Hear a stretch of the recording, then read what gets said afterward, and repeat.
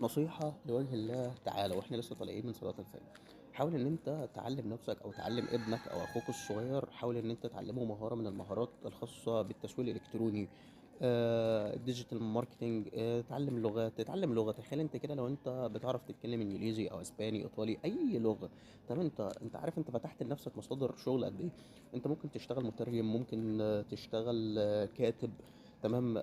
ممكن حتى تحسن من نفسك، ممكن تشتغل كول سنتر، تمام؟ والدخل لهم برضو مش قليل، تمام؟ برضو ممكن ان انت تتعلم برمجة. انا بقول لك كده ليه؟ بقول لك كده علشان الدنيا بتتغير.